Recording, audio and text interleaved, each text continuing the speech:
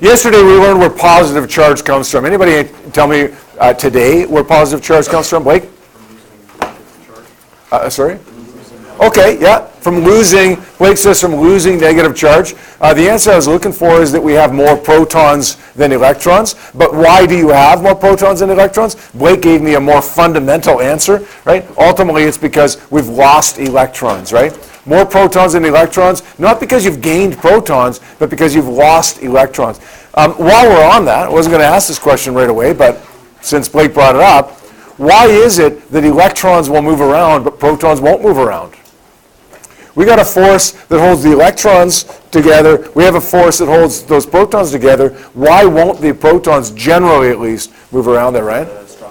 Yeah, we got that electrostatic force that will hold the electrons in orbit around the nucleus, but we have the strong nuclear force that holds the protons in there, and that strong nuclear force, at least over the short distances involved in the nucleus, is greater than that electrostatic attraction. So the electrons, although they want to stay in orbit, it's easier to get them out of orbit than it is to get the protons out of the nucleus. So if something's going to move, it's going to be electrons. Come back to Blake's answer here.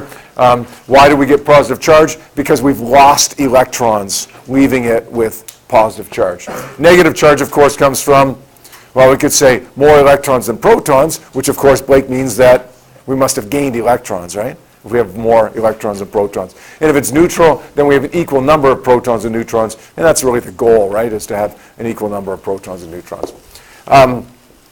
We talked yesterday about the charge of the unit of charge. We said the Coulomb is a really, really big unit of charge. What other units do we often see listed for charge?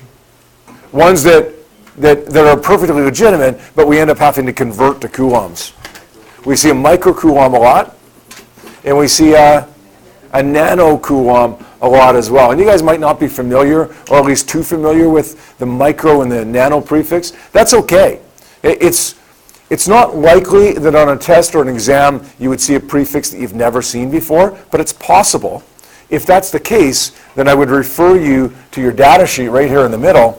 It tells us right here that a micro is 10 to the minus 6. A nano is 10 to the minus 9. So if you forget that, or you never knew it, then just go to your data sheet, and if you see something that says 27 microcoulombs, then just replace that with 27 times 10 to the minus 6 coulombs.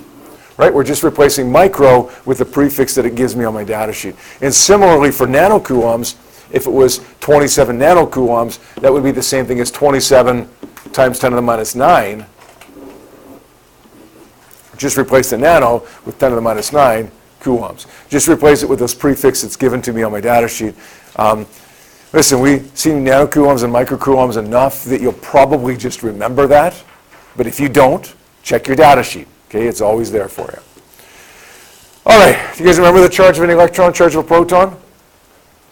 You don't have to, right? You don't have to. Check your data sheet. Where are you going to find it? Well, it's left and right. If you check the right-hand side, we see the charge of the electron is negative 1e. But what is it in coulombs?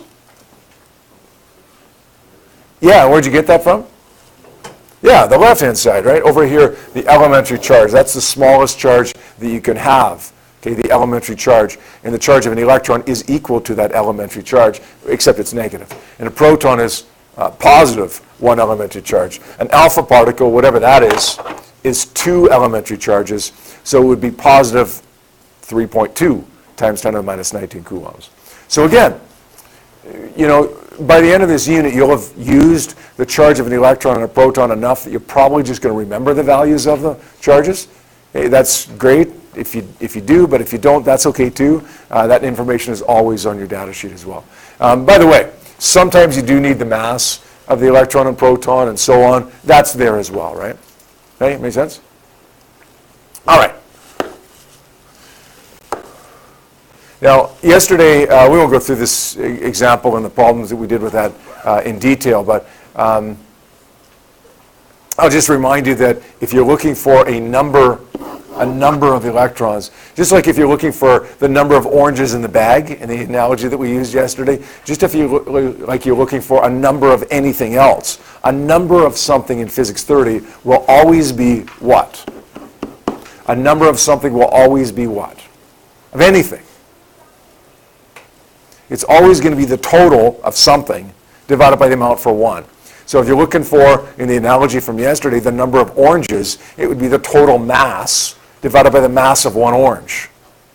If you're looking for later on this year in our electromagnetic radiation unit that we do after magnetism, which we do after electricity, you're looking for the number of photons, whatever the heck a photon is.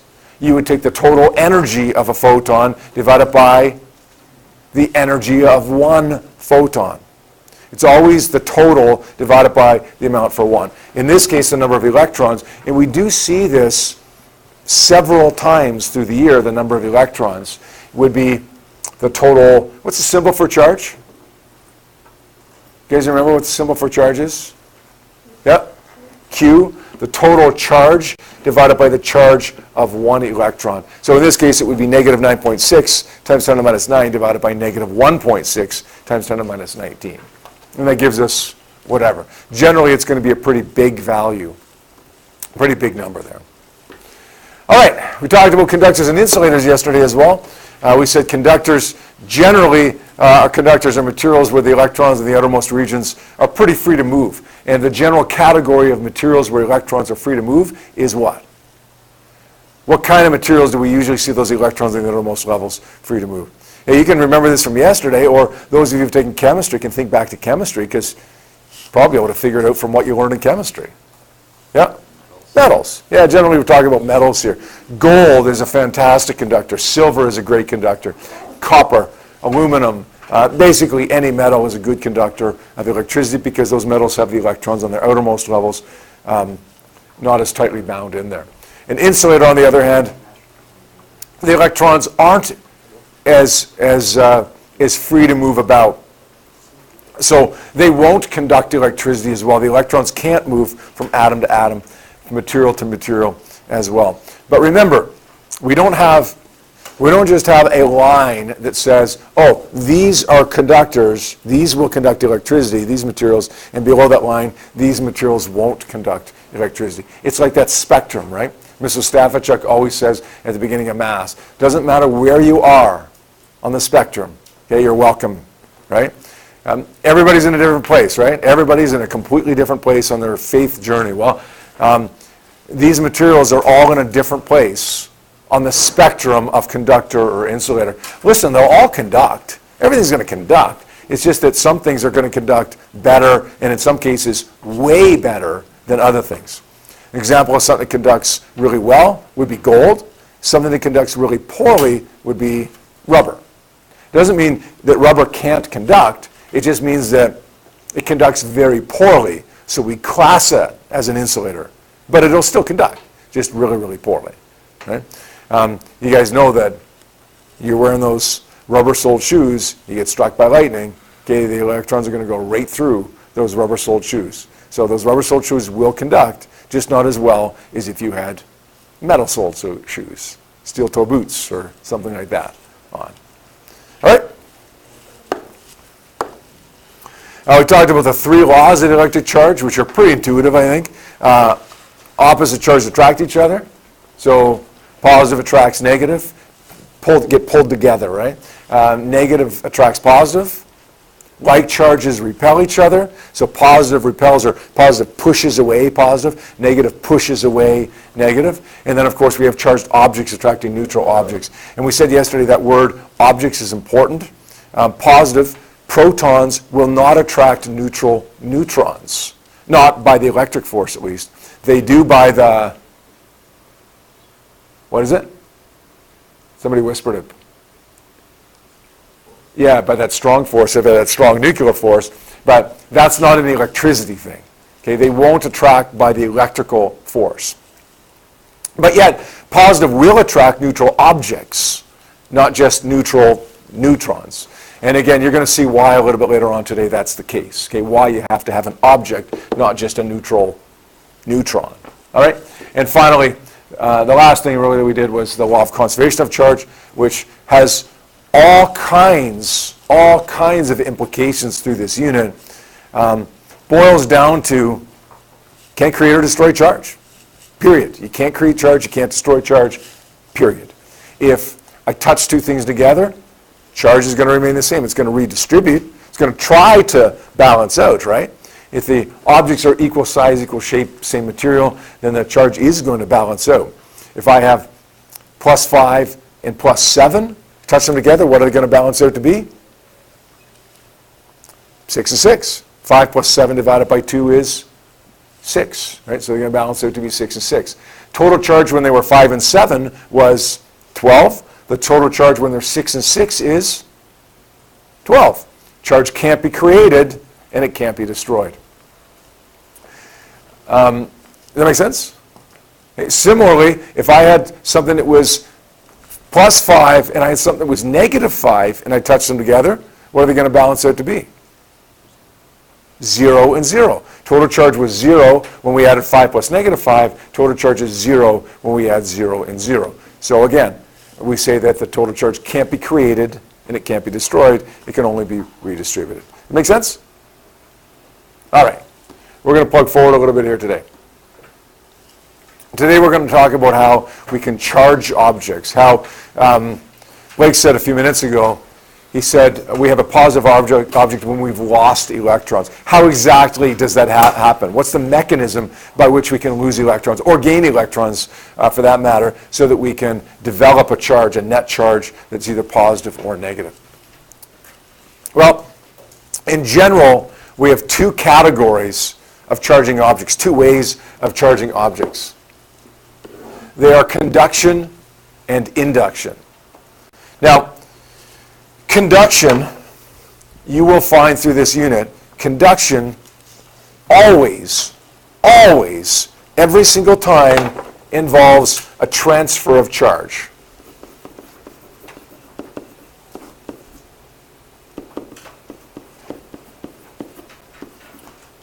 Do you know what I mean there when I write down always involves Q transfer? What does Q mean? Charge, right? Always involves a transfer of charge. Always. No exceptions. There's a transfer of charge. And I'm going to say that conduction usually, not always, but usually involves touching. Two objects touching each other. When I walk across the carpet with my leather-soled shoes, carpet and leather are really good together in terms of transferring charge. Some materials don't build up a static charge very well at all. Some do. When you rub leather against carpet, it works really, really well. You walk across that carpet with my leather-soled shoes, and then I'll go and touch somebody in the finger. Give them a shock. I've just transferred charges either from the carpet to my shoes or from my shoes to the carpet. I'm not sure, to be honest, which way it goes, which way the electrons go, but they go one way or the other, making both my shoes charged and the carpet charged. That's charging by conduction because it was a transfer of charge going on there. In addition, my shoes were touching the carpet, right? When I go to touch somebody, okay, I touch Ryan on the finger, I give him a shock. There was a transfer of electrons either from my finger to Ryan or from Ryan to my finger, depending upon whether I was positive or negative. That's charging by conduction because it was a transfer of charge. I also touched Ryan's finger, so there was touching involved in there. I touched Ryan's finger, right? Sometimes I haven't touched his finger. Sometimes if I build up enough charge on me, then the charges will actually jump just before our fingers touch. It's still conduction because there's still a transfer of charge going on there, but there wasn't actually touching during that transfer of charge. Does that make sense? Everybody's seen lightning. We get wicked lightning storms in the summertime here, although not so much this summer. But usually in the summertime we get wicked lightning storms in Alberta. And when does that happen? You get a charge buildup on the bottom of a cloud. Typically it's negative, although it could be positive. Okay? The ground below it is neutral, and if the air is damp enough, then you can get those electrons jumping from the cloud to the ground. Or if the cloud is positive, then they can actually jump from the ground to the cloud. So it goes backwards. So usually we see it going from the cloud to the ground, but it can go backwards from the ground to the cloud. Or it can actually go from cloud to cloud. You ever seen sheet lightning from cloud to cloud? If one cloud has a side that's positive, one cloud has a side that's negative, the electrons will jump from the negative one to the positive one, and you get this bolt of lightning just across the sky. That's conduction. Because electrons, charges are being transferred. But the clouds aren't touching each other. The clouds aren't touching the ground. So that's a situation where, yeah, it's conduction because charges are transferred. But they're not touching each other. We said usually the objects have to touch each other, but not always. Okay? Now, the other one is induction. Induction involves, never involves a charge transfer. And I'm going to put a little star by that, okay, a little asterisk, because I'm going to have to explain that in a moment here. But for now, we'll say it never involves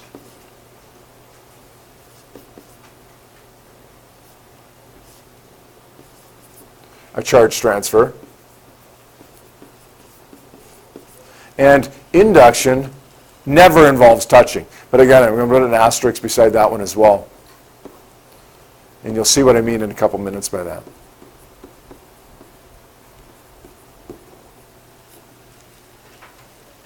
The cloud somehow built up a charge on it to cause the lightning, to cause the conduction. But the cloud wasn't touching anything. So it had to build up a charge by induction. Okay, when I stand on the ground and I'm about to get struck by lightning, hopefully that doesn't happen, but if you talk to people that have been struck by lightning, not a direct strike, because they didn't survive a direct strike, but people that have gotten struck by lightning nearby and have gotten electrocuted but have survived, they'll tell you that they knew it was going to happen. They knew it was going to happen. Moments before you're struck by lightning, you know you're about to get struck by lightning. The unfortunate thing is you can't do anything about it at that point. It's too late. But you know you're about to get struck by lightning because the hair on your arms all stands up before you're about to get struck by lightning. Why? Well, your hair on your arms develops a charge, but it's not touching anything, and the charge hasn't been transferred to anything. It just develops a charge by induction. No transfer of charge, no touching anything. Your hair just develops a charge. We'll explain how in just a few minutes once we give you the details of this, right? So if we have touching, it's got to be conduction. But if we have no touching, it could be conduction or it could be induction. If we have a transfer of charge, it's got to be conduction. If we don't have a transfer of charge, it's got to be induction. All right, let's give you a little bit more detail here now on conduction. We break it up into two subcategories here. We call it charging by friction and charging by contact. Although oftentimes we just kind of lump them together. Charging by friction simply involves rubbing. That's rubbing the balloon against your hair. And when you do that, charges transfer. When you rub a balloon against your hair, charges, electrons, transfer from your hair to the balloon. That makes your balloon negative, and it makes your hair positive. If you've ever done that, rub a balloon against your hair, you know that balloon will stick against the wall because it develops a negative charge. But your hair will also become frizzy because it's developed a positive charge because, as Blake said, it's lost electrons. The total charge was, before I rubbed it, 0. The total charge after I rubbed the balloon on my hair is 0. It's just that the balloon has negative and my hair has positive. So it ends up adding up to give me 0. That's charging by friction, and it's governed by the law of conservation of charge. Okay, if the balloon is 0 and my hair is 0, and I rub the balloon against my hair and the balloon becomes -7, then my hair must become, by the law of conservation of charge,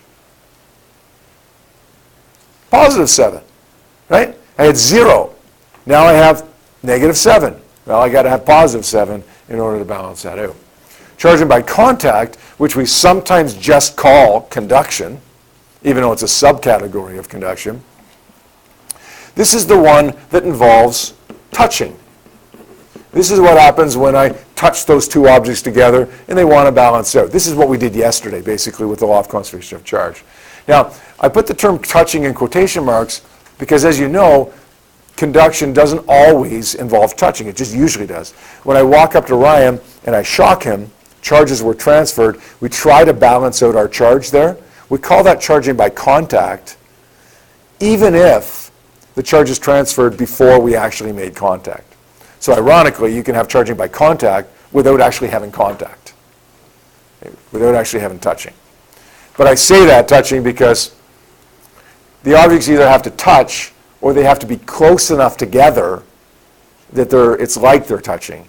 So the charges jump from one to the other or arc from one to the other. Okay? And of course, the humidity of the air, the conductivity of the air will govern how close I actually have to be for that to take place, right? Why do you think that we get lightning forming when it rains? Usually we don't get lightning forming when it's not raining, right? Very rare to get lightning when it snows. It's possible, but it's very rare to get lightning when it snows. How come? Well, lightning is actually charging by contact, charging by conduction. The electrons transfer because the cloud is close enough to the ground that the charges will transfer. But why don't I get it when it's not raining or when it's snowing? Well, because it's like on a humid day when the air is a better conductor, okay, I can shock Ryan from further away.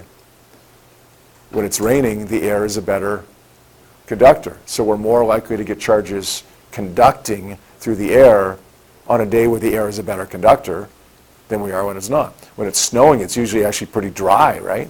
The humidity is quite low, so we don't get lightning then, right? Because it's dry, it's cold and dry. All right, induction now.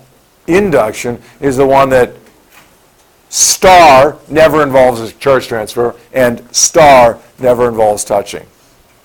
That's why my hair on my arms stands up when I'm about to get struck by lightning, right?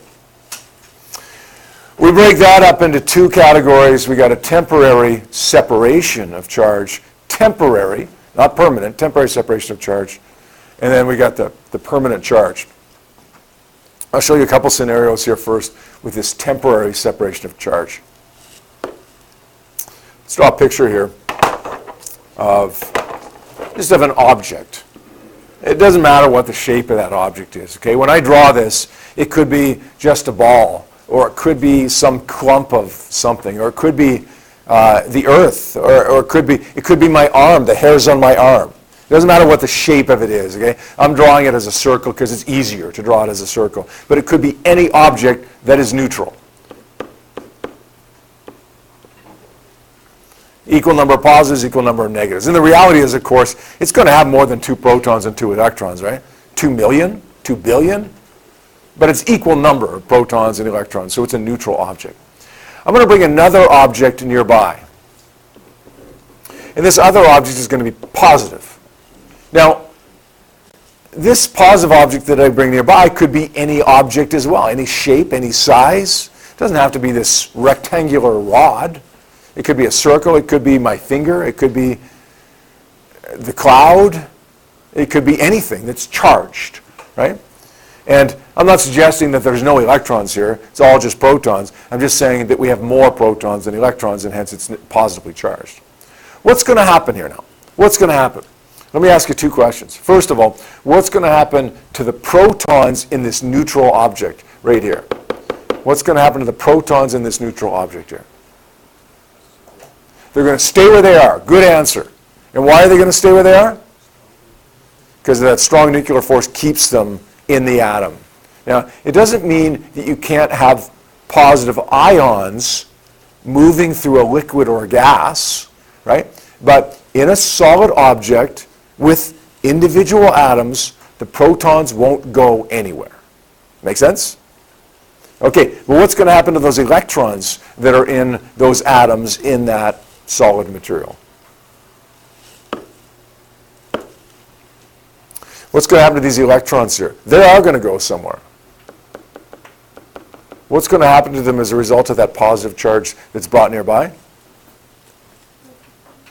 Towards each other? No? Oh, okay, I see what you mean. Yeah, yes. These negatives that I had over scattered randomly are going to go towards the positive there because they're attracted. Now, I draw this to the extreme. Okay, if you have 1 million positives and 1 million negatives, we're not going to get all the negatives going over there. At some point, you got too many negatives, and they're kind of got to push back a little bit, right? But you end up getting, on the left side, a deficiency of electrons, and on the right side, an excess of electrons, leaving us with one side that's positive and one side that's negative. Now, we call that a separation of charge here, right? A separation of charge. You can see the separation there, right? It's not a charged object. We still have a neutral object, but one side is positive and one side is negative. The charges are separated. Why do you think we call it a temporary separation of charge? Yep. No electrons are being transferred in between the atoms. Well, that's why we call it induction. It's induction because no electrons are being transferred. But why do you think we call it temporary?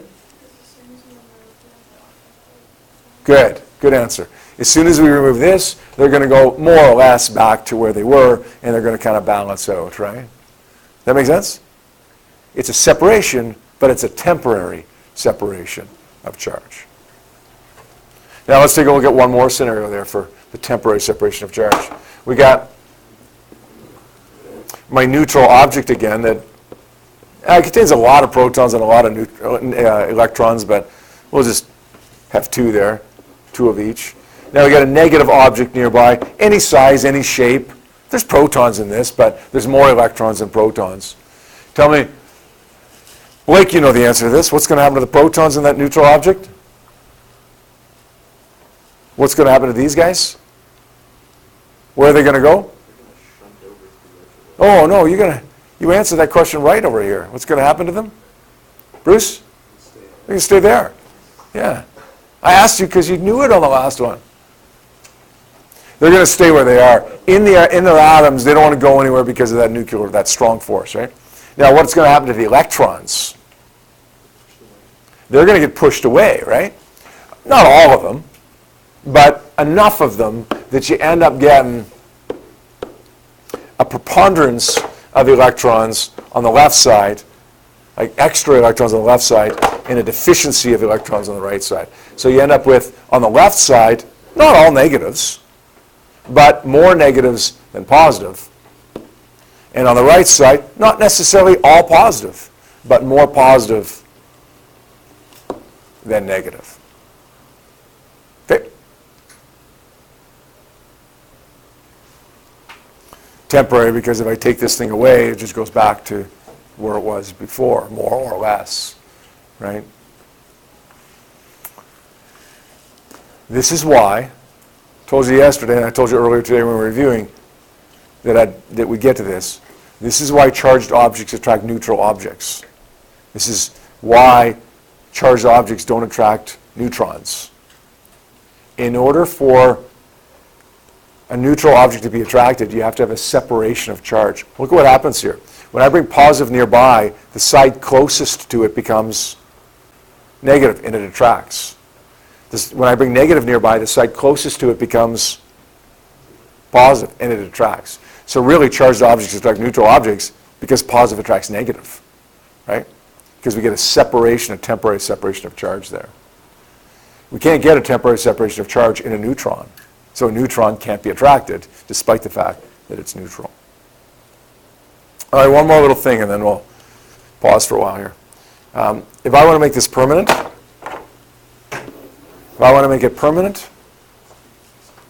sorry? Keep them beside each other, sure, but that requires you to keep them there, right? As soon as it goes away, it's not permanent anymore.